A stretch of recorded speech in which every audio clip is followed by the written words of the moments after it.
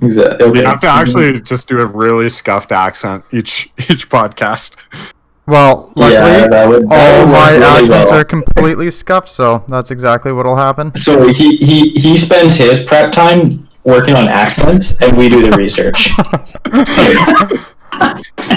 There's our hook. There's our catch. That's what the podcast will be known for. Oh yeah, our selling point is with one guy do terrible accents that he's researched for a week. It's like gonna just degrade into like obviously offensive stereotypes immediately. It'll be like Henry Zabrowski on last podcast on the left. Oh, It's awful. This is Just awful. This was my week research. Oh, that's a good way to start the stream. We've already ruined it. We've already ruined the podcast. I think we've already made the podcast. Oh god. It only goes up from here. Yeah, exactly. It's like we've set the floor so And goddamn low that we have to make up the name after he starts using his accent.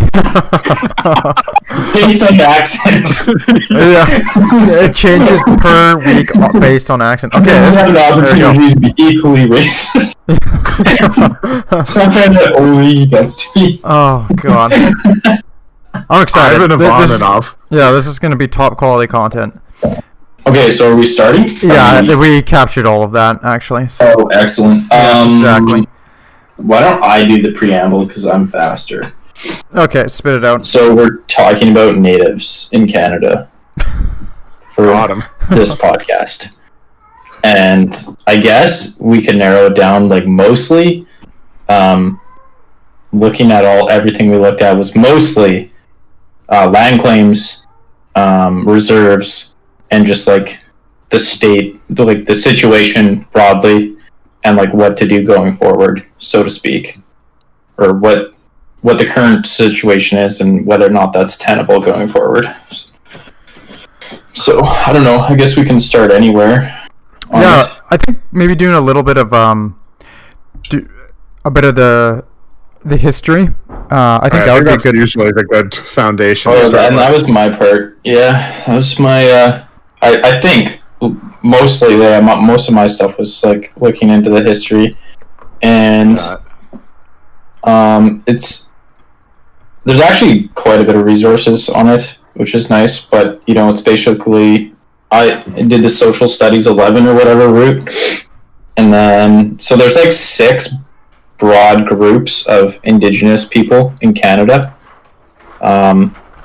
It's Pacific Coast to the Yukon, the Mackenzie and Yukon Basin. Those are 2 separate, which is like really remote river basins that are very harsh environments. And then there's what's the other ones? The Plains, and then the Iroquois, I guess, which was like the Great Lakes, which was like farming area. I'm definitely missing one. Plateau, woodland. Oh yeah, woodland is yeah. Woodland, yeah, I guess.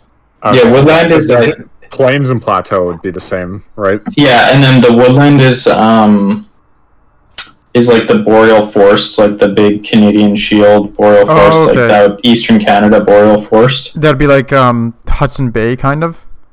Yeah, but all the way down through southern Ontario, just excluding the Great Lakes. Like Yeah. Manitoba would be in there. Parts of Manitoba, parts of Quebec, parts of So those are like the broad groups they distinguish it into, and they have various ways of life. I thought that a couple of interesting things is kind of just to, I think there's a lot of push to kind of like, noble savage it all up and just pretend that, the Indigenous groups lived in peace and harmony and with nature and each other, and it's very much not the case. I know the Pacific First Nation groups had like a hierarchy that included slaves, which is so obviously, white people aren't the only ones with slaves. And they also had like a basically aristocrat class that based on birth, not any merit. She like got born into it, and I mean that persists today with hereditary chiefs and that kind of thing.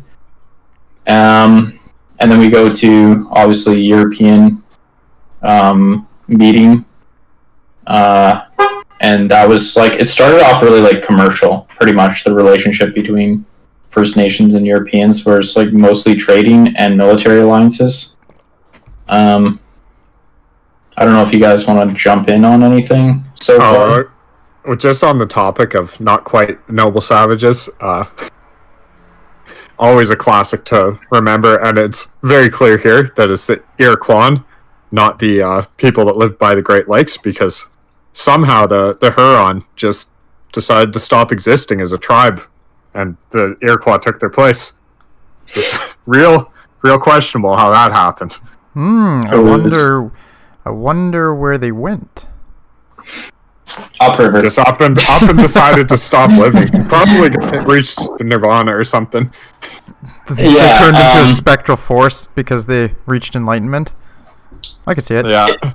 And I guess the important thing, like as it relates to our topics, is so it was mostly commercial and military alliance up until like the mid 1800s in Canada, and then post War of 1812, obviously Canada became a lot higher settler population, which changed the nature of the relationship. Before it was basically all the Europeans wanted to do in Canada was get the furs out and the fish. That's pretty much it. I think it's fair to say, like after 1812, the British made a point of increasing the settler population in order to deter any future invasion attempts by America.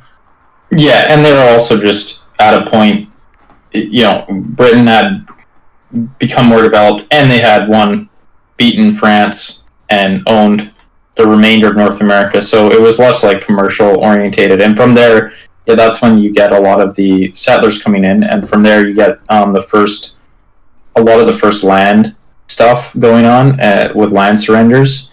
And I think the most important ones are in like the 1850s, where the Robinson treaties, which was like basically set out the kind of template for future treaties, where the crown took the land and created reserves, and in exchange for taking the land from the natives, they gave them like the reserves, obviously reserve land, which is land actually owned by the crown but like held in trust for the natives, and then they also gave them annuities and hunting and fishing rights and other things, right, like that. And so those were like the first kind of template treaties that would be important going forward. And then from there, you move into that's pretty much the situation until Canada becomes a country in 67, and then the Indian Act in 76. Yeah, and that's pretty important, I guess, as it pertains to us, because that is basically the act that governs the relationship going forward. With almost all of the native tribes, although some of native bands, as they're called in Canada, although some have started to renegotiate new treaties that aren't under the Indian Act. Yeah, and then you go into the 1900s, that you get some important things. I think another important thing to talk about, and this also comes up a lot in the early 1900s or mid 1900s, was basically the system that was created under the Indian Act was one where it was, you'll see it described now as paternalistic, which I don't know. You can agree or disagree with that definition, but basically the natives became wards of the government. And as part of that, they didn't have voting rights, but they had other special rights. So, and it was an either or, and it was a trade-off, right? So you could keep your special Indian, it's still called Indian status legally, and as part of that, you had hunting and fishing rights, reserve rights, tax exemption, blah, blah, blah. you can go down the list, but you weren't able to vote. There was clauses in the Indian Act that certain things would trigger enfranchisement, which was basically becoming a Canadian citizen, losing your special status, and but gaining the right to vote and be a full citizen. And actually, interestingly, the natives fought against enforced enfranchisement. As in, by enforced, I mean there was clauses that were, if you did X or did Y, one of them, say, graduating post-secondary school was automatic enfranchisement, and natives fought against that because they didn't want enfranchisement.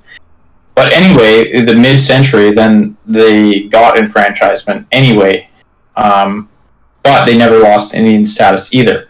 So natives were basically considered, they were in a situation where they had all these special rights and, unique situation. And then at a certain point, they also got all the full other rights that they didn't have originally under the Indian Act. So then they were in and then obviously people, I mean, we'll probably get a lot more into this, but kind of came to a head with Trudeau's dad bringing up the white paper as a solution, and that didn't go over well. I don't know if you guys have any thoughts so far. One interesting thing I saw that ties into this history is that I believe it was 40 years after the Louis Riel Rebellion, it was actually illegal for status Indians on reserves to leave the reserve without a written letter of permission, because that was passed in an emergency act to stop them joining the rebellion, and it was just enforced for 40 years afterwards. Yeah, I didn't read about that, but that is pretty crazy. Yeah, so there was a time period where they didn't have the choice to join Canadian society, and then after that finally stopped being enforced. Like, they could leave the reserve. Well, I mean, they could leave the reserve if they had a nice Indian Affairs officer who would sign off on them, go and join whatever they wanted, but they needed to get permission to leave the reserve to go join Canadian society for a long time.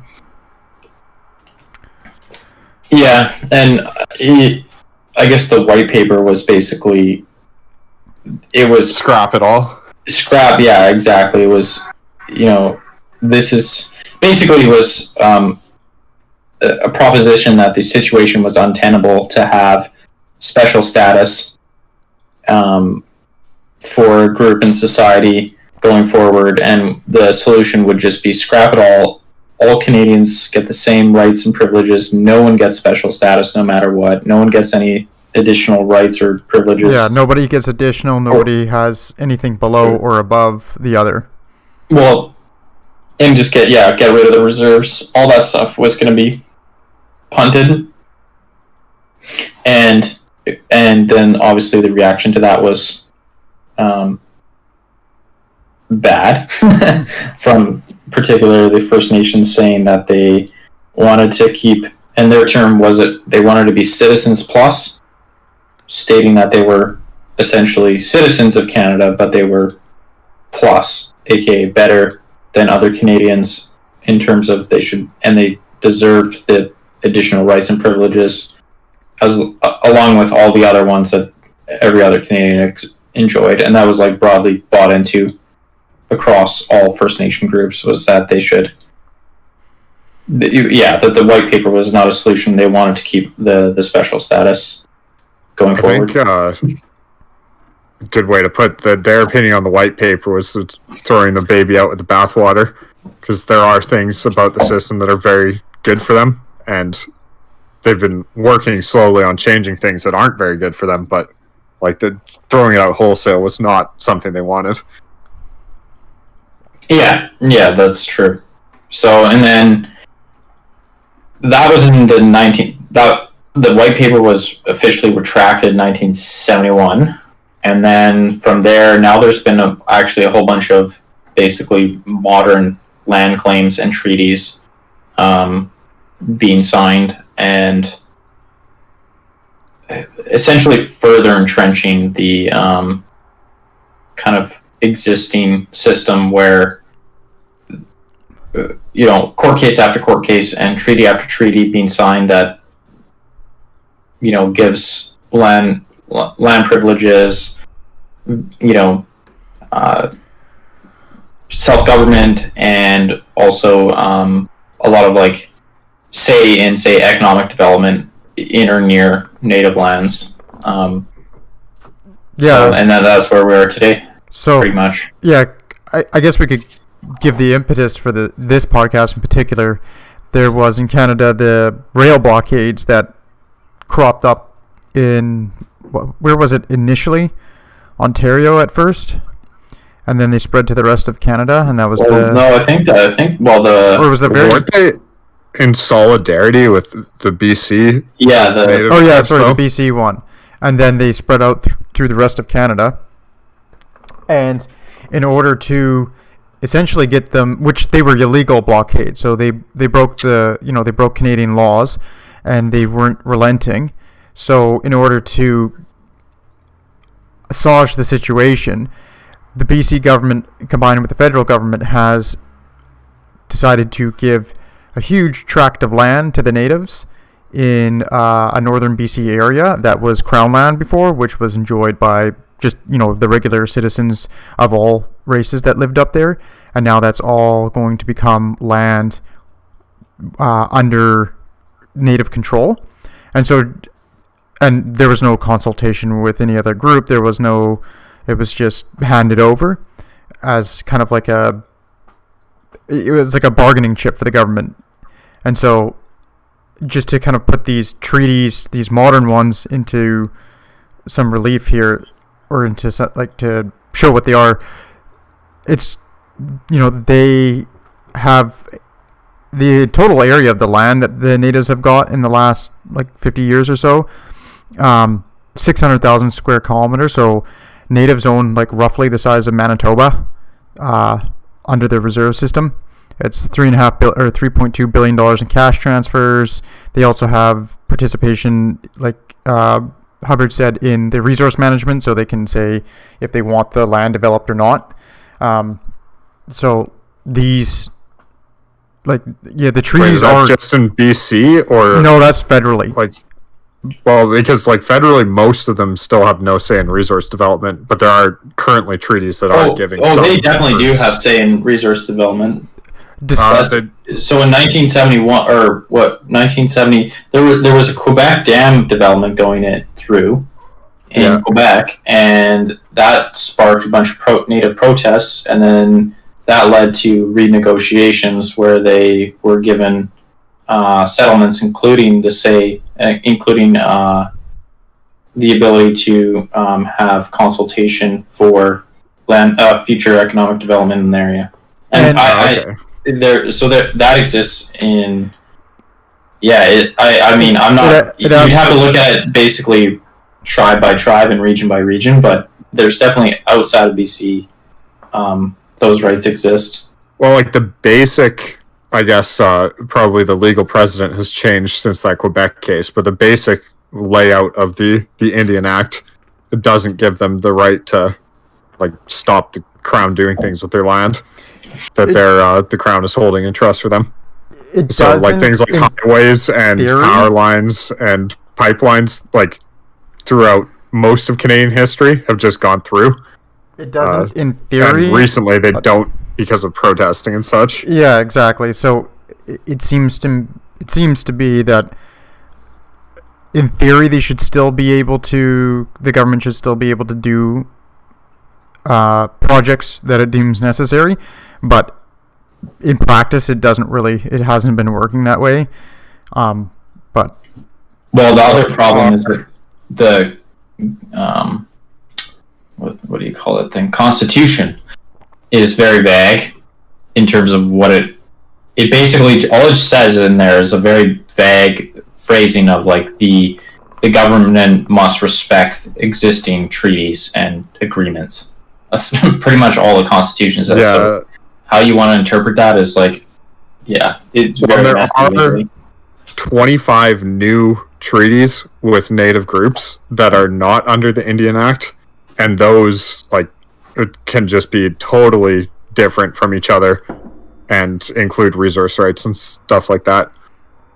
Well, Trudeau has stated that he's going to fully endorse UNDRIP, which is it's like the UN law that adds the protections to natives in countries like throughout the world, and the Harper government had not endorsed it just because they knew the problems behind it. They refused to endorse it at first, but eventually caved. Yeah, but they never, like, they were still well, it's not legally binding when you endorse it. Like, Trudeau's like going above and beyond. Yeah, that's true. It's like what Trudeau's doing is he wants to fully integrate it. It sounds like into law, and a part of UNDRIP is that that's not part of the purpose of UNDRIP.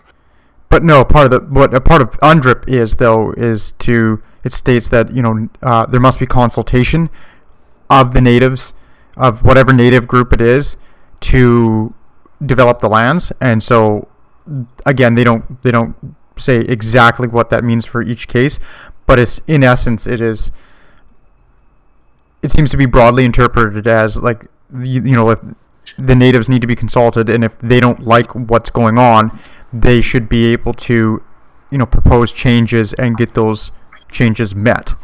And but it's not the natives need to, it's the natives should be, because it's not legally binding. But right. Yeah, it should be. I think the argument there, though, is that that's Kestrel's saying is that Trudeau is going to bring it from a policy recommendation at the UN level that isn't legally binding, and he's going to make it legally create a bill that essentially does enshrine the principles in Canadian legislation such that in Canada it would be legally binding, because there would be Canadian legislation that is modeled after UNDRIP. That's all I'm trying to point out, is that it's not UNDRIP itself that is the problem. It's like the fact they're trying to implement it in Canada in a legally binding fashion. Well, I mean, you could also make the argument that UNDRIP is definitely a problem in the sense that the policy recommendations in there some of them are fairly radical in terms of what they propose. And I mean, the sense that they aren't legally binding, that's all well and good, but the fact that they are, exist and are what is being endorsed by our global government, so to speak, whatever, you can make your criticisms of how much, teeth the UN has, but still, it is concerning for a lot of people. That's something that there's definitely problems with the UNDRIP policy, and that it's, kind of adopted and not really questioned particularly. But I think we kind of need to focus on specifics, right? So my I guess thinking around this issue is there's a couple of facts about the whole situation that are very important. One important fact is how are Indigenous Canadians doing, generally as a group. Whatever measures you want to use, economic, well-being, whatever. I think if you look across the spectrum at most important measures that, reasonable people consider when they say, how is your life going, or how, is this person doing well or not, Indigenous Canadians across the board are doing poorly compared to other Canadians. So that's an important fact. Education, economic outcomes, crime, all sorts of things you want to measure. General health. Yeah, all not doing well. So that's one thing and then the second one is, what is the current situation in terms of, how is the situation being addressed currently by the government and by Canada more generally, and maybe what are some of the reasons for the problems, and is the current trajectory that Canada's on, slowly but surely improving things and going to lead to, good outcomes in the future, 10, 20, 30, 50 years down the line? Or is the current trajectory, either going to keep the status quo of poor outcomes or make it worse. So I think those are like the key kind of drivers of what the conversation needs to be in Canada about Indigenous issues. So I think that's a good format to lay out there. We can put a little bit of meat on the bones for the native condition. I was looking into that, and this is where I think a lot of people, like, why there's a lot of support for, like, the native cause is, like, their conditions are pretty friggin' atrocious. They have, like, education. It's like 34% don't have a high school degree or equivalent. It's about half that for the regular population. They make up 26% of the prison admissions in the 2015-16 year, but only 3% of the adult population. So they're vastly overrepresented in crime. Their suicide rates for youth are atrocious. I grew up with a lot of natives, and I knew multiple ones that killed themselves. And so the youth rates are 5 to 7 times higher than the average Canadian youth, and the Inuits are 11 times the national average. So the conditions for the natives are, like, they're pretty abysmal in many respects. And again, I guess conditions is a bit of a vague word. Yeah. I would just say, like, outcomes, right? Like, yeah. It's just their life outcomes are poor. Whatever you look at, like, pretty much. And again, it does heavily vary by tribe, it seems. Like, there are some actually certain specific tribes throughout Canada that actually do very, very well. Mm-hmm. Probably, if you looked at it, better than average Canadians, but I would say obviously the majority do worse. Yeah, Tahltan Nation does really well. Yeah, that's one of the ones. Like, one of the reasonings behind why the tribes vary so much that I saw was that effectively they're all run by a band council, which has an elected chief, and some also have a hereditary chief. And in some of these tribes, the idea of a band council that you vote for is just despised, and people just abstain from voting and aren't involved with their own democracy, in a sense. And the money from the federal government goes to the band council, and the band council, as individuals, distributes it in order to supposedly do what's best for the individual members of the band and the band as a whole. And so there's a ridiculous number of places where problems arise because they'll just use money ineffectively or corrupt it or whatever you want. Like, there's a lot of problems with the distribution of money.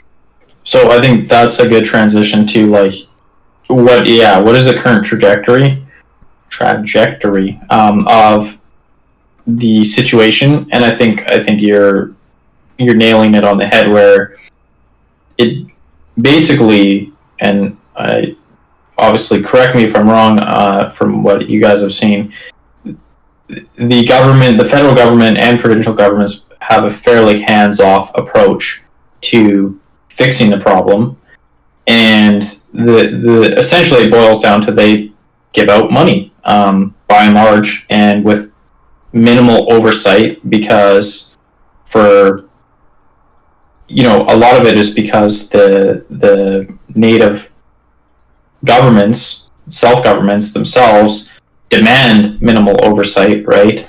They say, we're autonomous, we're self-governments, we are our own,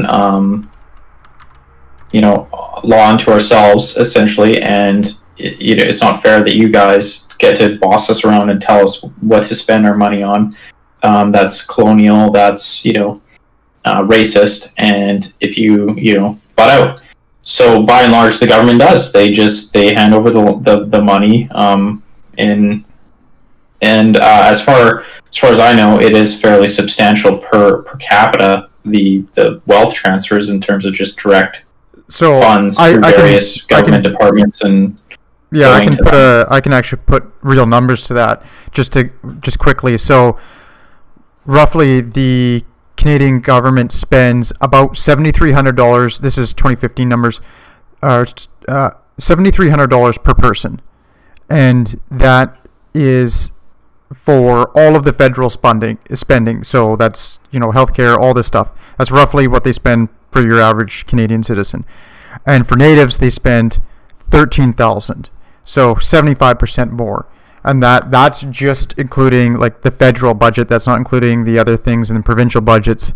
That's not including like other benefits that they accrue through like their own economic development of like through the land claims and whatnot. So when you're talking about here's another perspective. In the 2018 budget, so the federal budget, I pulled it off the government website. There's two branches of the federal government. One's called Indigenous Services Canada, and the other one is called it's the Crown Indigenous Relations and Northern Affairs Canada. And I think they're actually going to break that into two departments, that one. But so the budget for those, the Indigenous Services Canada is per year is $9.3 billion, roughly speaking. There's like adjustments and whatnot, and the other one is $3.1 billion. So that's $12.4 billion combined. And some of that's going to be like Northern Canada, so maybe you want to knock off $2 billion. So let's call it $10 billion in total of the federal government. And to put that in perspective, our biggest department is national defense, and that's $20 billion.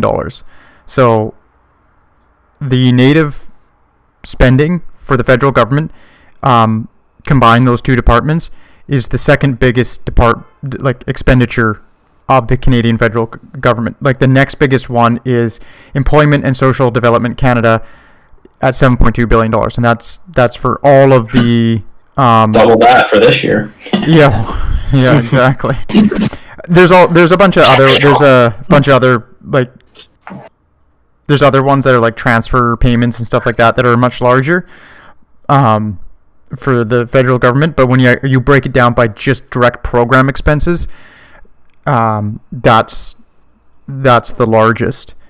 So it's not like the Canadian federal government spends a couple $100 million or something like that. It's one of the largest single expenditures that the Canadian government does. Like it roughly makes up let me see, that's like let me see here. Damn, I lost the number. Quick maths. No, I had the actual number, but it's like 5% of the budget, right? Something. All I'd put in there on comparing Indigenous to Canadians is that I think you could get a much more reasonable comparison if you selected for Canadians that live in remote rural areas, because there's a huge predisposition that natives are in remote rural areas. Less than 50%. But the another stat on top of that is that spending from 1950 to 2012 increased 387% for the average Canadian and 882% for Indigenous Canadians. By the federal government? Yeah. Yeah. So they nearly four they times have the rate. thrown money at the problem for sure, because they've been spending a lot more money than they used to be on Indigenous Canadians. Yeah. Did you guys read anything or see anything about people talking about why it's not working? So my assertion would be, it seems like despite the spending being there by and large, it's not really doing much to improve things. Do you guys see anything that, especially from because there seems to, what my observation is that, it's basically the trajectory is just, send money kind of unsupervised over to Indigenous Canadians, and eventually if we just, send enough money, things will just happen and get better. I think it's been decades of doing that without much result. Did you guys see anyone that is in that camp who addresses those concerns? It just seems like... Well, I didn't see a good analysis of it, but the assumption made in the article I was reading about how money hasn't seemed to improve the outcomes in reserves was that they have negative outcomes because they're often rural, remote, small communities, so they don't have all the utilities that you'd expect from a larger community, and they have substance abuse problems and a lack of economic activity. Yeah, but why? Like, that's the question, right? It's like, wouldn't the money actually help with the, substance abuse? Why wouldn't it help with the economic development if you're getting... It does help with the substance abuse. How do you think they afford the substances? True. So you got... Yeah, because I just don't see any, like... I haven't seen much of a mechanism to describe how, basically kind of just directly sending money over goes try to help. Yeah, exactly. Like what would you send money over, and theoretically, what next? They build what? They spend it on, exactly. It just doesn't seem like there's much of a mechanism. There's no end game. Exactly. Well, there's no proposed mechanism for translating cash money into on the ground changes or improvements, because that's not really how it works. Like, you can't just expect you build a school, you can't expect people who have no interest in going to school at a shitty one to just all of a sudden be excited to go because you made a nice looking one all of a sudden. That was an interesting point I saw about reserve education, is that they actually get more funding per student than the average education system, but that funding is doled out by the band council, and if you don't go to the reserve school, or you don't send your child to the reserve school and you want to send them to a non-reserve school, they don't have to give you the funding that you should be getting for your child to go to school. It's on discretion of the band council, is what you're saying. See, and then that's where my kind of, I guess my point, or my reasoning behind the trajectory is not going to be good, is that you can't hand over money unsupervised and expect things to get better. It's obviously going to get spent inefficiently and probably corruptly, right? You couldn't expect it in a situation, especially in a situation where, like you said, participation in the democratic process for the minimal amount of oversight that does exist is often non-existent practically, right? It's basically a few people voting for themselves to get into power and then distribute, and then having the say of where the money goes.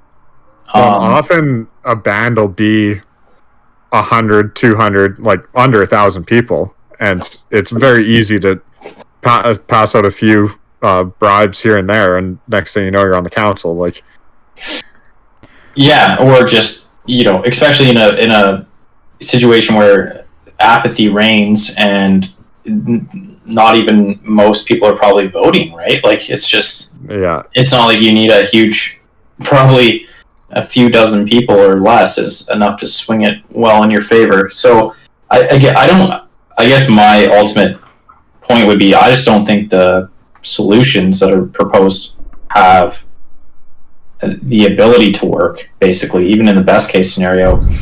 And nobody really wants to like, it's just such a, this has been the situation since I've been aware of, because I haven't really looked into this issue in years, right, or decades, like a decade pretty much, and I kind of wrote down some of my assumptions going into looking into this, and I was like, well, I'll probably learn a lot and readjust my opinion on this because I'm ignorant as all hell on this topic, and I found myself actually like very little movement in terms of my opinion and my conclusions. And I found that surprising, because most things I research for more than, an hour, I'm going to move probably because I'm ignorant on them, and it's just, I'm missing a lot of facts. But this one was just not the case. Like, it just seemed like, Well, the only thing... Go ahead. The only thing with regards to, like, future outcomes is I don't think most people think that giving more money is going to work because it hasn't worked. And I do think the future goal is the new treaties that are not under the Indian Act and renegotiating systems like that. And that's something that... But where, like, how, so no, sorry to interrupt, but I have to ask, those new treaties that are being negotiated, how are they any different than the ones under the Indian Act? And how are they not just more of the same? Or, like, what's the big difference between those, and how would they make how are they going to make a difference? Well, because each band or group that signs onto these new treaties, it's an individual treaty, like, tailored for their situation, that can then allow for someone to actually look at what's going on and hopefully come up with a way to improve the situation and put that into law. Like, each one is different, so it'd be a total rabbit hole to dive into them and read about them, but they do include things like a governing system that isn't a band council, for instance, because band councils don't work for many of the groups, and more powers akin to a municipality, which allows them to do things like bylaws without the federal government directly agreeing to them.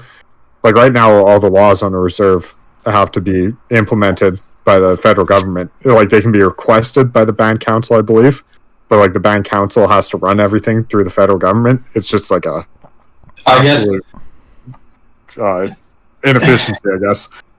You see, I guess my intuition tells me that those won't be the savior that people think they are, because in my assessment, it's not the relationship between Indigenous Canadians or First Nations and the federal government that is the impediment to their success. That really, you know what I mean? Like, it just doesn't seem like, you know, the quality of the treaty is really the determining factor. And I could actually still see an argument for making a difference. I just don't think it'll make the difference. I don't think if, you know what I mean, like, it might improve things here and there and have, you know, a better treaty that's signed with more common sense and more some better provisions than what's allowed under the Indian Act might make the situation better for a community. But I just don't think I don't think it'll substantially close the gap, and substantially close the gaps that most people cite when they say, oh, this situation has to change. That's my thinking. I still think it's like, if you tear up the treaties and just go to nothing, like, the communities are going to be in a worse position, would be my intuition, because they're just, well, I mean, there are ones that aren't in the middle of nowhere, but the ones in the middle of nowhere are barely getting by as it is. And it's like, a lot of these ones in Ontario, at least, are like fly in, fly out. They don't even have roads to them. It's bizarre. Yeah, but a lot of natives don't even live in those places, right? Like, so I think those are some of the worst places for sure. But I would say the problems are not just in those areas. Like, over 50% of natives live in, like, large urban developed areas. So, but are they are they in bands still in large urban areas? I thought those were like non-band members. No, there's bands. Yeah, there's, say, for example, in the Lower Mainland in Vancouver, there's a bunch of bands in this area. Oh, okay. Yeah, they are bands here that have councils, and several. You know, I know UBC is actually in part on native land. That's, I don't know how the fucking legal framework works, but it's... Oh, yeah, BC is so weird. The funniest story about BC that I read was in the late 1800s, they had a reserve system that wasn't working great, and the Indigenous were protesting it. And so this led the government to form a committee to evaluate the reserve system in British Columbia. And based on the findings of the committee that was started in order to redress the complaints that the Indigenous had about reserve size and lack of economic ability to do anything on their reserves, actually ended up taking away more land from the reserves because they found it agriculturally productive, and they didn't think that the indigenous populations were capable of producing agriculture on the land that was productive, so they took it away from them. That's fucking classy. So, like, just as there's been some weird stuff in reserve history. It's almost like they didn't do a great job of it. And well, I guess my thinking there is like, how do you make a remote fly in, fly out community in Ontario work? I just don't see it as like a viable, or I don't see it as having, like, it just seems like head in the clouds thinking to expect, quality of life outcomes in that situation to be equitable to Toronto. Like, it just seems insane to me. That was going to be one of my points. It's like, if you're looking at a long-term sustainable solution to this, I think one of the things that'll probably have to happen is they're just going to have to abandon the reserves that are out in the middle of nowhere, like ones that are a lot more easy to access. Like, if you want to change the outcomes, like, I think that'll be probably one of the things that'll have to change, just because I really don't see, like, I've worked out in like mining camps out in like with like lots of bands of natives. Like, I've worked out in these areas, I've been to the bands, and like they're egregious, and it's so hard to keep, like, you're not going to have internet out there, or you're going to have really shitty internet. Like, none of the mining camps I had any stable internet. The bands didn't have stable internet. What's that? Yeah, Muscat. Well, I mean, they actually ran out fiber optic cable out to, what's that one on the BC coast? It's like 200 people. They ran fiber all the fuck out there. I don't know how many millions of dollars that cost, but they did it. So you can get gigabyte internet up in the middle of fucking nowhere in some cases. But yeah, I just don't see how that, like, I don't think it's unique to bringing it back to Price's point about, like, making the comparison group, not all Canadians, making the comparison group, remote living, small community Canadians might be, again, not just for federal government spending, but for also outcomes. Like, I know, coming from a small community, that a lot of the people that stay in those small communities don't do well, regardless of whether they're fucking native or not. Like, it's... Yeah, that's something I'd would be much more interested to see than just the general comparison because of that. Because I do think northern remote communities generally have worse outcomes. I can't imagine something like a place like Atland is doing just, smashingly well. Yeah, I just don't think it's just never going to be... But as to the point about, like, fly in, fly out communities not being viable, I mean, they definitely aren't viable. But I don't know, just the impression you get reading these things is that the people who live there aren't going to stop living there, even though if they stop getting what support they get. And so then they're just going to have children that grow up in an even worse living condition than they did. Well, and again, that's why I just feel like it seems like a bizarre world where it's kind of like,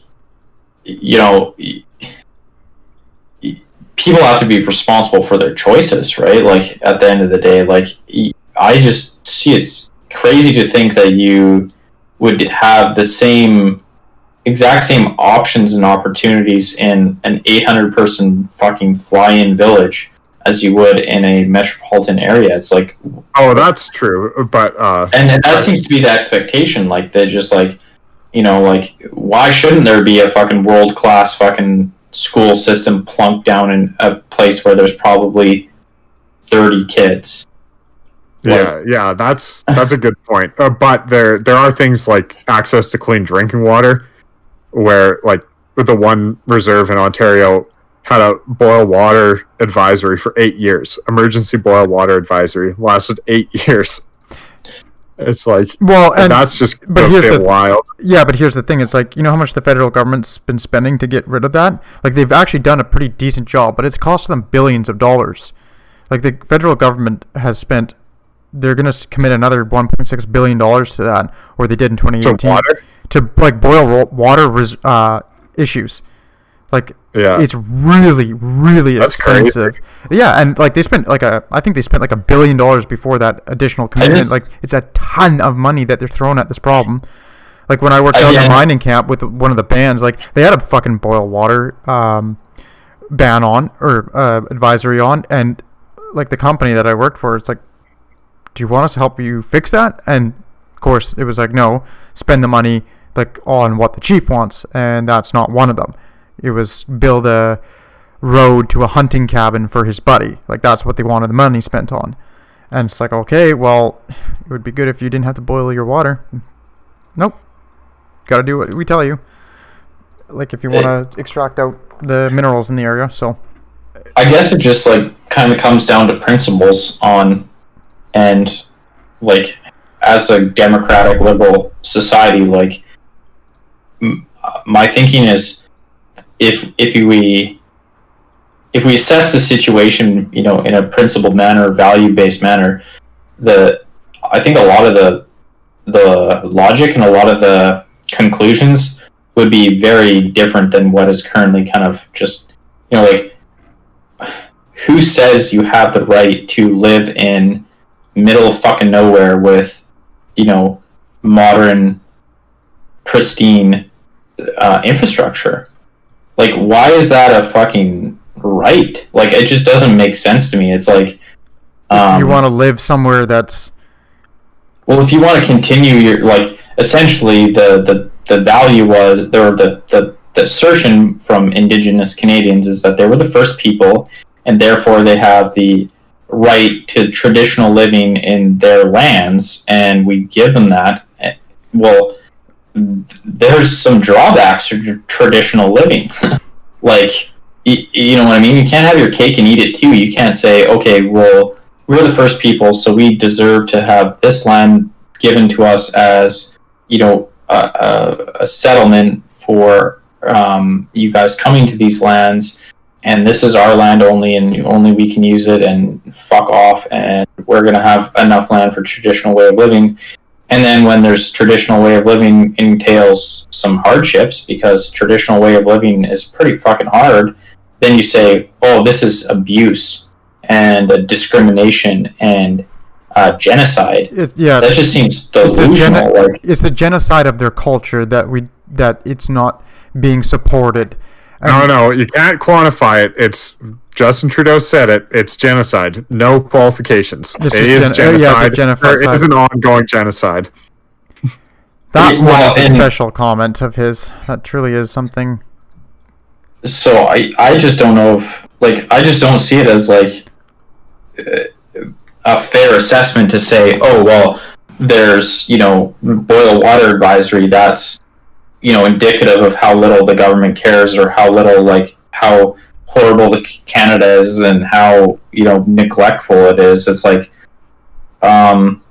you know, that's just, you know, there's trade-offs there, and yeah, there might be some arguments to be made that there should be better money, more well spent, and more infrastructure or whatever, but I just don't think it's like a clear-cut situation where it's just like, oh, this is all obvious examples of government neglect and abuse and discrimination and hatred. Like, well, it's just, this is one of the things. Well, what I get from the boil water advisory is like kind of the opposite, in that, well, especially with the fact that it's apparently costing over $1 billion. It's like, yeah, it's extremely. That should not be possible. And like, this is indicative that the government needs to oversee this money somewhat, or like renegotiate the treaties such that they aren't just throwing money into this pit where there's no like positive outcomes despite how much money they're throwing in. I think because it's such a political, I think people are very, by and large, very uneducated about the native system. Everybody I know, and that, you know, I definitely thought I was going to, like you said, Hubbards, I thought going into this, it's like, yeah, I'm probably going to have a bunch of, like, a change of heart in many areas, like, because I've held a lot of the same beliefs before, and coming out of the research, it's like, it's pretty much the same. And I think a lot of people, they don't they don't see these things. A lot of them, they've never even heard of it. They think it's just been, the federal government and companies beating on the native population and trying to erase it, which it definitely has been. Like, there's no shortage of bad things that happened to them in the past, but I think they still think I think it's a lot of akin to the issues with African Americans in the States, where they think it's this continuation of like policy that existed 200 years ago, and they think it's the same stuff, and it just isn't. I mean, I don't even think that's a fair comparison to make in the slightest. Like, the intentions, like the worst thing Canadians have done to the Indigenous population since Canada's been a country, smallpox, is take land off of reserves for economic development, which, while it was obviously not good for the Indigenous people who lost their land, you could make the argument from a utilitarian perspective that it was better for the country, and put the children from Indigenous reserves into boarding schools, which was clearly an idea that was meant to improve the outcomes for Indigenous children, that went exactly the opposite direction in many cases. I do think it's interesting, going back to the reserve system and the residential schools. A lot of it, actually, there was a series of treaties called the Modern Treaties, I believe is what they were termed, and they were a continuation of the Robinson Treaties. There was 11 big treaties that were signed, and part of that included provisions to school the children. So there was actually included in the treaties, and you can go on the Government of Canada website, which is actually, I would say, if anything, quite it paints the Canadian relationship with Indigenous in an unfavorable light, or it's very favorable to the Indigenous point of view, right? I would say, by and large. And even on that website, or even on that resource, it clearly states that most of the modern treaties were actually pressured, that the Government of Canada was pressured into them by the First Nations that signed them. They rushed, basically the First Nation groups rushed the Government of Canada into signing those, including all those provisions, because they wanted the benefits out of them. There was annuity payments and other, all sorts of benefits included in there, and they wanted those, and they, rushed the process and pressured the government into signing them quickly. So it's not like it's been a one-sided relationship where just, the government dictates terms and forces the First Nations into whatever the government wants to force them into. I think that's kind of like it's a notion that some people have, because then it absolves responsibility and places it all in the federal government, right? And I think the comparison that is appropriate between, say, Indigenous Canadians in Canada and African Americans in the U.S.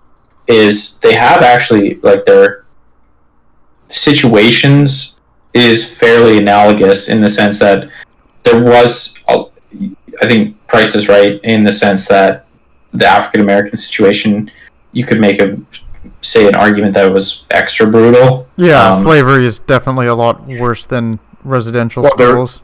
It was objectively wrong at the time. Like, there were people, obviously abolitionists. Like, to my knowledge, there weren't really people in Canada who were saying you shouldn't educate Indigenous people in residential schools, because, like, otherwise they didn't get an education, right? So this was just considered to be a net positive.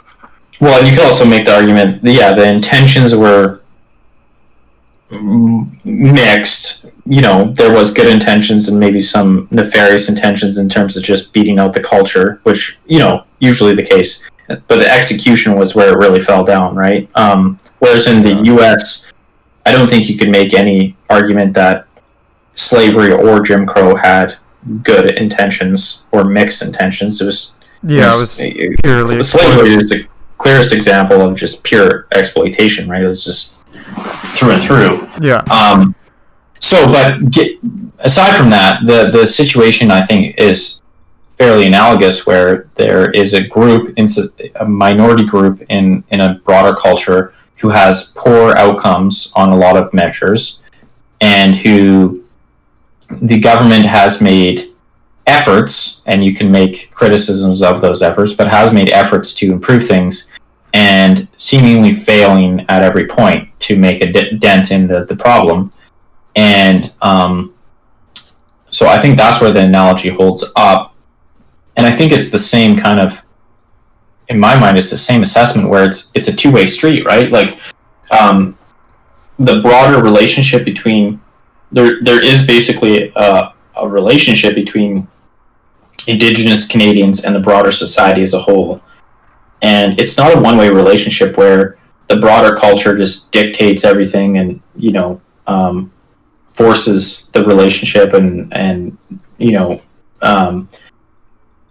is the sole participant, essentially, right? And the native Indigenous Canadians are just passive receivers of all this. Yeah, it's not unilateral. Exactly, and so it's a two-way street, and I just think it is a broken relationship, right? But pretending that it's some unilateral relationship where the Indigenous Canadians have no agency and no ability to make positive changes on their own, and it's just wait for the federal government to come up with solutions. And if the federal government doesn't fix it, it's because they are horrible, it's discriminatory douchebags. And if it doesn't get fixed, heap all the blame on the feet of the federal government, and then wash your hands of it. And it's the same as the U.S. I think it's the exact same situation where it is a two-way that was street. A comparison that I was making for the States, where it's the same victimhood mentality that pervades through the culture, where it's saying, okay, well, it's not our fault.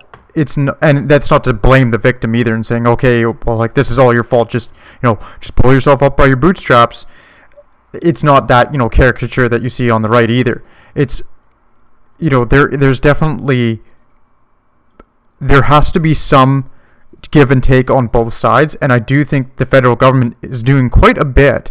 Like, if you're burning $10 billion a year every year on a single group of people who make up like 5% at the absolute most of Canada, there is some serious effort being made. And like when we were talking earlier about, like, what do you see in, what, like, did you get a sense of what's going on and what do others think of this? One of the things that I keep seeing over and over again is, I think it's much the same as in the States, where you have a certain group of people who are agitating on behalf of the natives, or on behalf of a group, saying, like, look at these outcomes, like, this is because the federal government's done a bad job and they don't care, and it's because they can't catch a break because other people don't care, and they don't want to give natives jobs. They don't, it's systemic racism, it's discrimination, that type of thing.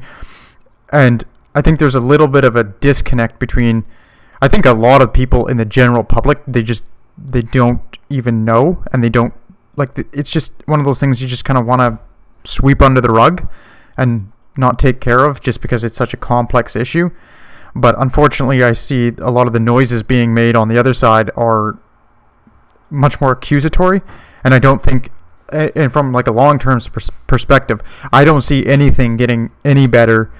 I actually see things getting worse and more agitated and more grievances, just if this continues, because there has to be some form of buy-in from the native group to say, okay, well, we've got, we do have tons of money coming in from the federal government. How are we using it properly? And if we're not using it properly, like, how do we fix that? And that's an extremely difficult thing to do, but I really don't know how politically anything gets changed, because the second you touch this issue, especially that of self-governance, like that's political suicide. It's touching the third rail. Oh, I think only in the case of trying to do it, what would you call it? Like to everyone with one movement, right? Like these 25 new treaties that have been signed that aren't under the Indian Act. Like I hadn't heard of any of them. Like you don't really hear about individual bands negotiations with the federal government. But if the federal government wants to like change the Indian Act, that's political suicide. Yeah, but I think what maybe Kessel is getting at is like I agree the same. It's pretty much, I just don't see an avenue where a politician or a government fixes this. Like I just don't see that happening. Like say I think Trudeau is basically making things worse because he's a tool. He plays into that whole toxic narrative that it's a unilateral relationship and it's our responsibility to stop the genocide. Like it's ridiculous shit like that, right? Like but say we vote a new government and we get the O'Toole, the guy we covered previously. He comes in and he takes a look at the situation. I just don't think he'll have any ability to budge, make a mark on the situation. Like I think you pretty much have to pray that like the world changes, or that you get lucky. Like, and I think the same is true in the U.S., where you basically have to pray that there's a large overall shift in like people's thinking worldwide on stuff like this, or you have to pray that there's some protege non-politician that comes in, say a Martin Luther King figure who makes a big a national level effort to change the relationship between the broader culture and say Indigenous Canadians. Like that, I just don't see how it get another way it works. I'm a bit more optimistic. Like I agree that I don't think a change in government is going to really change things. It's not really a type of problem that can be addressed from the top in any way that I can see, like by a prime minister. But I think a combination of redoing treaties on an individual, tribal, or band level, as well as just the further development of technology, like small renewable energy plants and batteries and simple stuff like that, as well as water purifiers. People are working on small water purifiers that are cheap. Just general quality of life will improve because technology will improve and these things will get cheap and easily accessed. I think that's a good internet too. Elon Musk and his satellites, like they'll have communications access. Like I see it getting better. I guess I agree on and this is probably an important point that you make, that the absolute level of, say, poverty and quality of life improvement the floor will move up for, I think, over the next couple of decades for Indigenous Canadians. Because it'll move up with everybody, right? Like technology, that kind of thing. Yeah, and disadvantaged people in general in Canada. However, I don't think that fixes the more I guess the thornier issue. And I guess you could also make a point that it's less important because you're not talking about safe drinking water and a roof over your head and that kind of thing. But the thornier issue of like relative outcomes being worse for a certain group like Indigenous Canadians, I don't think that is going to change because of the technological developments or the treaty signings that you're talking about. I just don't. I think in 20 years you're going to see fairly similar relative outcome gaps between Indigenous Canadians and the rest of Canada, and it's going to be still predicated on a broken relationship that hasn't been mended. And again, I just don't see that changing. And the bigger problem I see with those things, you can say, well, does it really matter if their absolute wealth goes up and they're not actually living in abject bad situations anymore? They're doing fine because of technology. Well, the problem I see with the broken relationship and the relative wealth gap and relative gaps is political instability. Like, you see it in the U.S. That kind of shit is just ripe for exploitation by foreign actors and even just dissatisfied people within your own country, just to use as a wedge to create political instability and ruin your country, essentially. I would agree with that. I think that you actually see, I think we've seen that, right? It's like, especially looking at the case of the blacks in the States, things have been getting much better for black people in the States than people care to admit. Like, arrest rates have gone way down for them, homicide rates, things like that. Well, up until the George Floyd protests, homicide rates were going down. Crime in general was going down. Strictly in the black community, like, more and more people were going to college, but there's still some, they were still suffering disproportionately, right? And so even though that objectively speaking, things were getting better for black people in the United States, the perception is not that, right? And so even if things get objectively better for natives, I don't see that sticking, like, I don't see that being the narrative. It's just going to be, well, it's even worse, and exactly what Hubbard said, it's an opportunity for political instability. I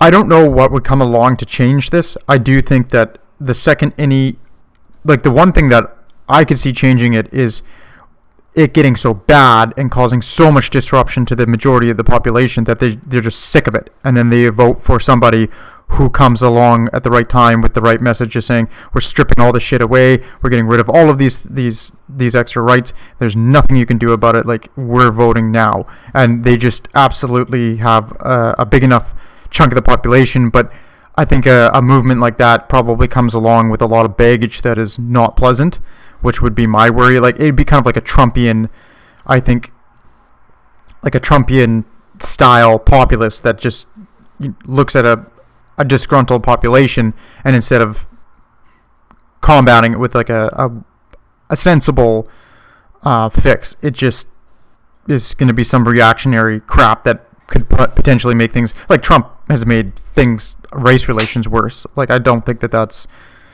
I don't think that is in any way, like, I just finished reading. Look outside your window.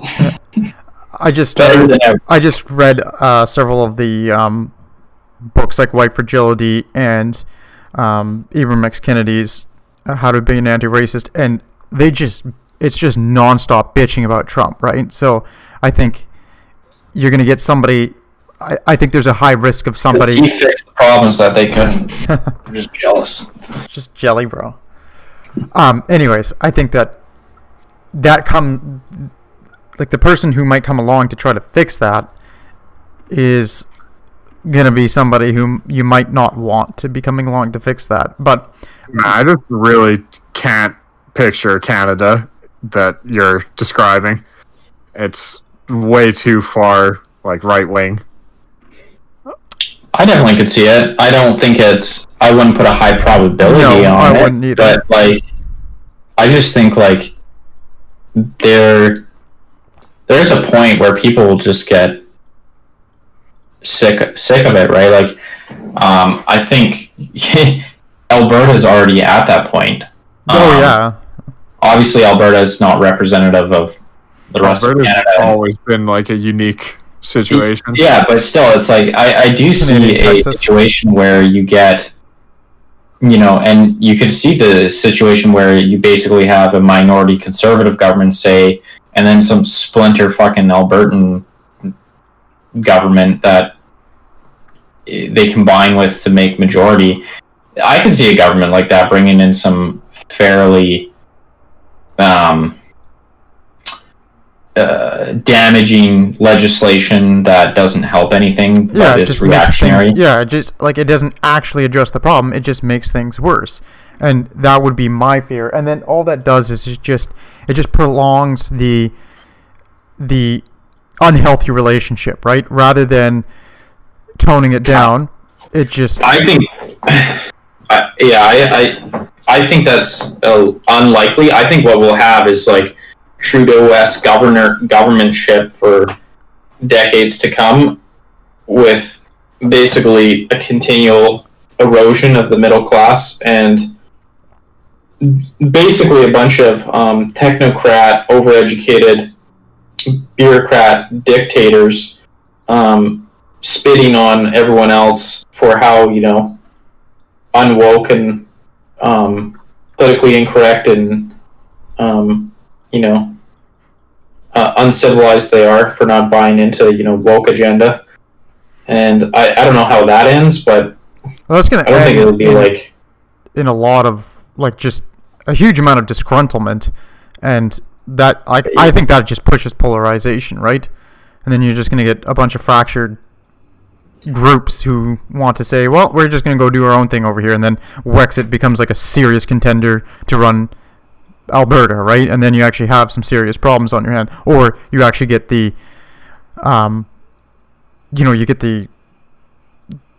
Quebec separation fired up again, and then it's just like, well, now what do we do? Right now we have that's where I see this wokeness pushing it towards, and with the native issue. But back to the indigenous situation, I think the problem there is that basically you're going to have a bunch of little, like I said, bureaucratic little dictators who are, have a preconceived notion of how the relationship, how the government should basically treat Indigenous Canadians, and basically that notion is going to be one of, a very, bringing it back to what it was, a paternalistic, white savior, we'll fix the situation here. And how will we fix it? Well, basically, we'll blame all the bad outcomes on the general population. The uneducated swine, average straight white male that fucked everything up for everyone. This is where I do think that something comes along, because that is one attitude I definitely see within the educated elite. They definitely have that. But as Canada becomes more and more immigrant heavy and people of color heavy, it's like that narrative is only going to handle for so long, right? And then it's just going to break down entirely, because it's going to the general population is going to be. I don't think many people think about it, right? I would say Indigenous issue.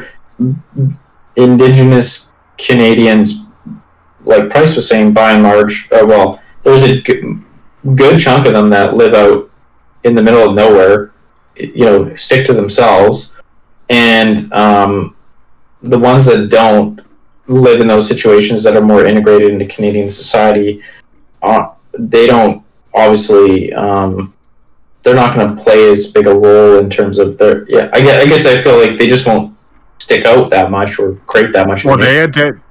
I'm surprised, obviously, that they actually have bands in large cities, and I think that's the thing, is when people think native bands, they think the remote reserves, and if you tell them the reason those remote reserves are suffering is X, Y, and Z, they don't consider themselves to be part of that reason.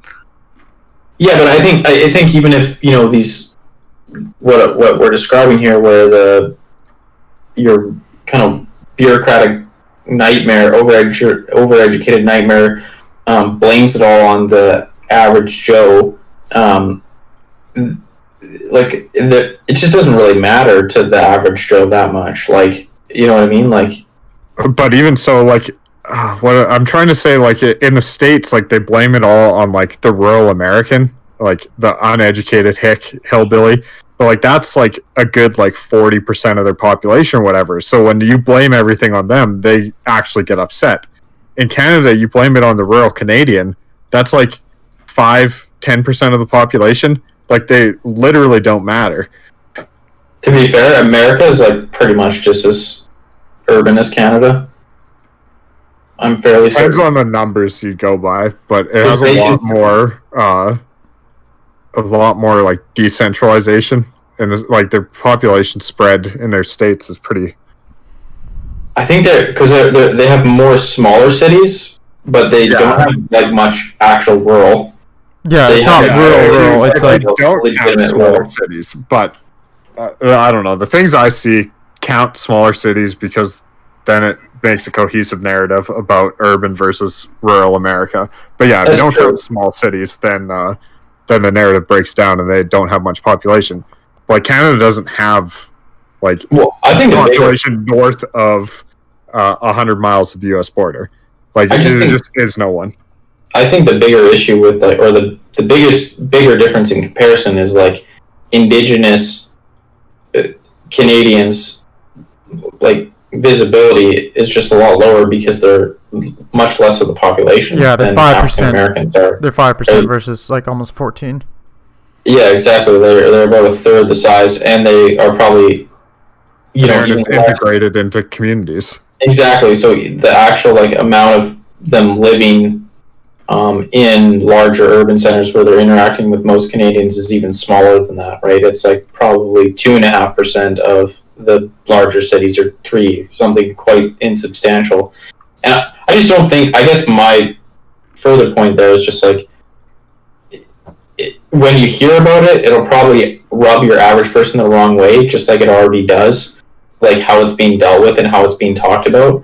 But it just doesn't come up enough for it to really like be a driving political factor. I don't feel like. I just think it's going to be. I think the sad thing is it's just the way it's being handled right now. It's just going to be damaging to Indigenous Canadians themselves, because the people that they actually do rub shoulders with on a day-to-day, say, you're reserved near a small Canadian town, small rural Canadian town that's mostly white. That's where there will be discord and friction generated because of policy and statements being made by completely clueless dipshit politicians and bureaucrats over in Ottawa and Vancouver and Toronto. Like, it's just, you know what I mean? Like, it's going to be those types of clueless people generating friction between unnecessary friction between actual Canadians and making their relationship worse and making their lives worse. Yeah, So it's yeah, exactly. It's people who have, it's the whole thing of like, if you can't do the work, just teach it. It's like the people who have never actually gone into a native band. They've never gone and hang out in a northern territory or northern town. They've never seen this stuff. They just learned about it in one of their like business management classes as their extracurricular thing that they took, and then they go start making policy prescriptions based on that crap. And like, to me, it will generate a lot of friction in those northern communities. Like, I grew up in one, and there definitely already was a bit of that, right? Natives were, like, I had lots of native friends, like most people had native friends. It was fine, but there's definitely is tension there, right? tension, right? Like, well, people aren't, like, when I worked out in one of the mining camps, the native guys that I worked with, like, they're laughing about how they'd get like their new modern nets, and they just stretch these nets across the river, and they'd take as many fish as they wanted, and they didn't have to abide by the fishing laws, and that pissed off some of the white guys that worked there, right? Because they're like, you kind of, because they're laughing about it. It's like, yeah, we just take out as much as we want. Like, we'll drag out 50 a day if we like, and then we get tons of food, and then we can sell it if we want, and we can do what we want with it. So essentially, they could be commercial fishermen without having to go through any of the extra steps, right? And then that damages the salmon stocks if they're really going hard with these modern day technologies. And so there was some resentment there already. People didn't like that. And like the more and more that these policies and prescriptions get pushed by idiots on high, the more and more it's just going to drive that resentment. And I think, everything just gets worse, not better. So it gets worse for the Canadians, the white Canadians, or the Indian Canadians, like East Indian Canadians who live up there, the Asian, like whatever Canadian group that's not status Indian, not status Native, that when they're up there, like it's the same thing, right? Like they all have to bear the brunt of that, but then so do the natives. Like they also have to then deal with the extra problems. And to make a finer point of it, I think like they are. That's true. Like it's gonna breed resentment, breed friction, or create friction. However, the brunt of those costs will be borne by natives, not the rural Canadians living up north. Yes, I'm sure some stuff will blow back on them a little bit, but by and large, it's just going to be. It is an asymmetric. It is a two-way relationship, and it's not unilateral, but it is asymmetric. When you make up 3 or 5% of the population or whatever, you stand more to lose when that relationship further sours than the majority population, obviously. And that's the big shame, is that dysfunctional relationship I only see as getting more dysfunctional because of the narrative and stance that our current governments have, and our current that they're being cultural drivers, genocide and the like have. They're going to make that narrative worse and the relationship worse, and that's a shame, because it's predominantly it is asymmetric, and the brunt of the cost is going to be borne by Indigenous Canadians. It might mean higher taxes and a few incidents here and there for non-Indigenous Canadians, but for Indigenous Canadians, it's going to mean a lot more for them, and that's a shame. Yeah, I think that's true. I think it's the outcomes for the native groups up there are brutal, and it's not more continuation and exacerbation of this problem just means that it's just going to get worse, right? And or just not even get any better. So then that means how many more decades of them still having the same problems. Well, and maybe one example of how I like to illustrate it a little bit is like the Highway of Tears and that whole situation, where there was this like big narrative that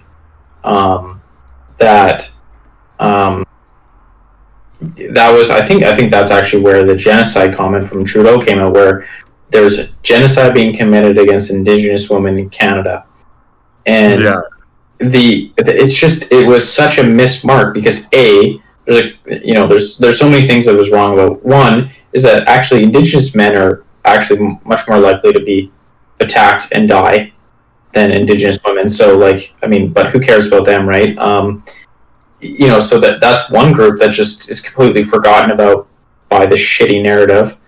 And they're the worst off group. They're the worst off group in all of Canada. They have insanely high suicide rates and homicide rates. They're the worst off group in all of Canada, and they just get completely ignored and put to the side. They're literally not included. The only people not included in the conversation, Indigenous men, and for that whole investigation and tribunal, all that shit was women and children. That was it.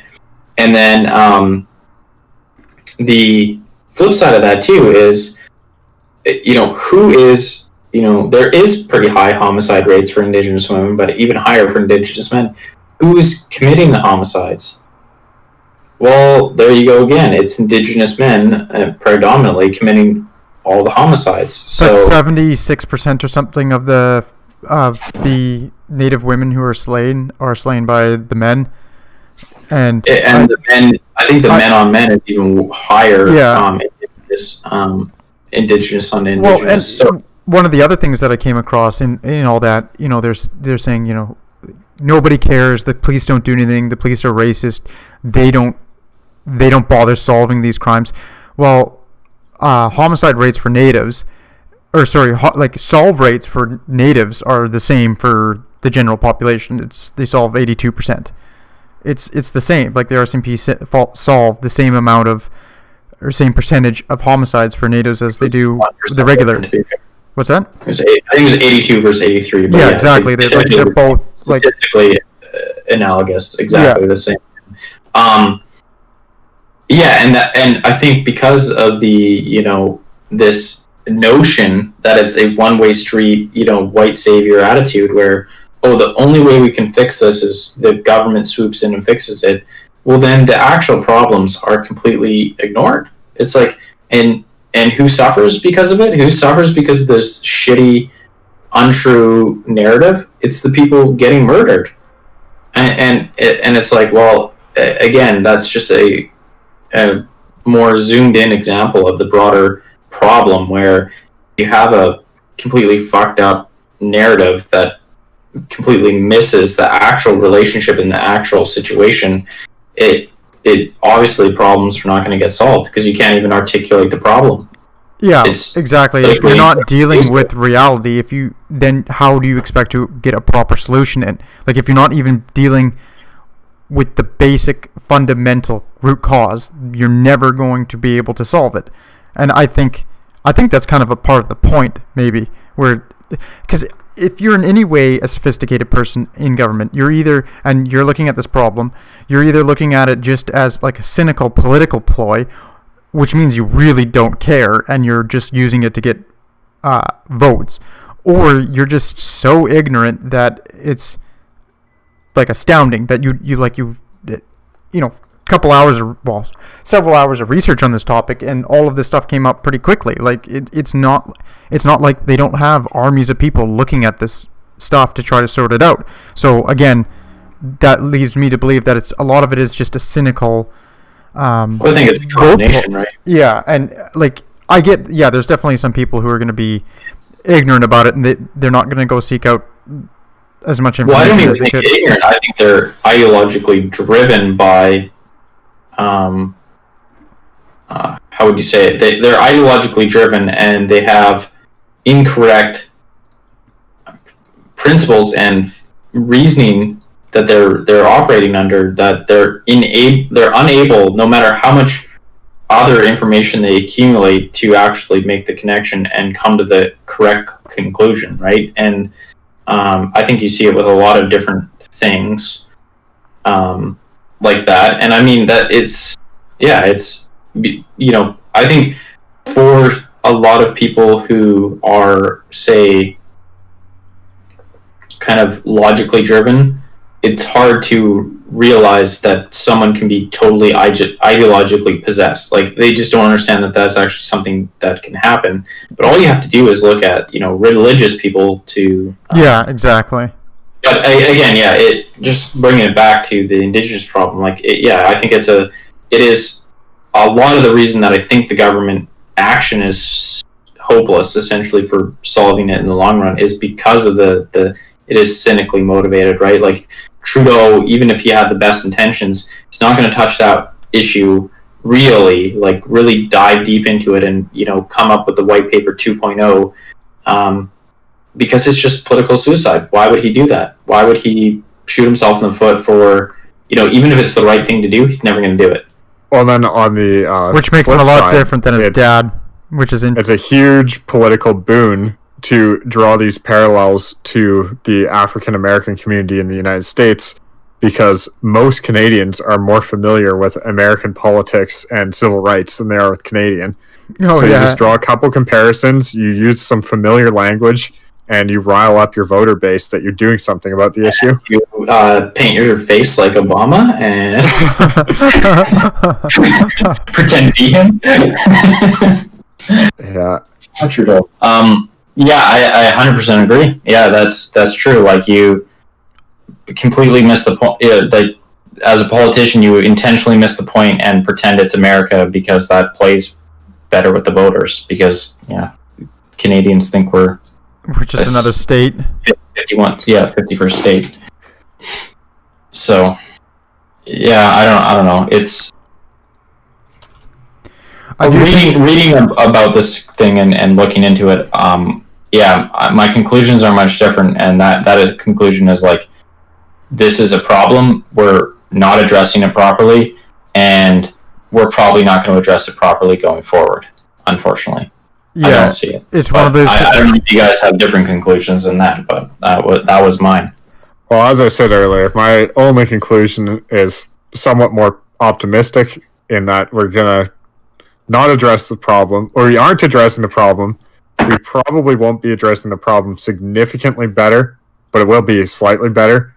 But just the general course of technological development will, from an outside influence, address faith in mini thorium reactors and battery storage technology and internet in the space, Skynet, and it's literally called Skynet, isn't it? One of them is Starlink. I think Starlink is Elon Musk. I think the UK is developing Skynet. Someone else is making a Skynet. That's the same thing, which is hilarious. Because Skynet the UK as a government is. Skynet is the one from Terminator. Terminator, yeah. Yeah, so I agree with you there. I mean, I don't disagree. I think technology will march forward and provide benefit as well, but yeah, that's kind of a background process, right? Yeah, like, and unless there's some very massive developments in technology that changes things considerably enough, I think the narrative issue is still going to be the major factor.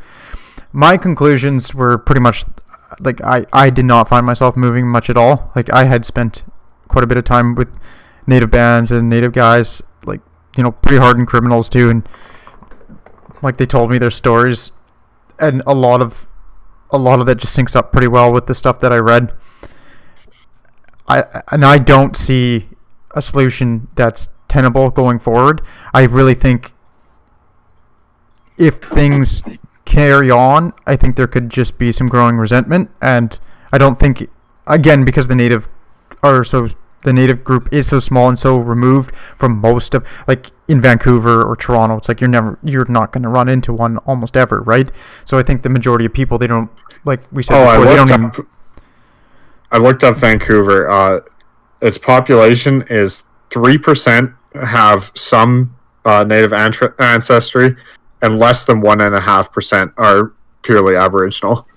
Yeah, that's another good point to make, I think, is that status Indian. There's what was there, 1.2, 1.6? I can't remember. There's 1 million status Indians, and 1.6. I would say the minority are full Aboriginal, if I was to guess, or a substantial minority at least is non-full, or is mixed blood or whatever, part this, part that. Because I think you can get status all the way down to like 1/16 roughly. Yeah, I think it is 1/16. Anyways, I guess my conclusion is that hopefully things don't boil into like a head somewhere. I do think that more of these protests that turned into full-on, like, rail blockades, those might start really pushing the general public to be not in favor of any sort of, like, it might push a lot of the general public out of favor of supporting this. So we might see some shift in the direction of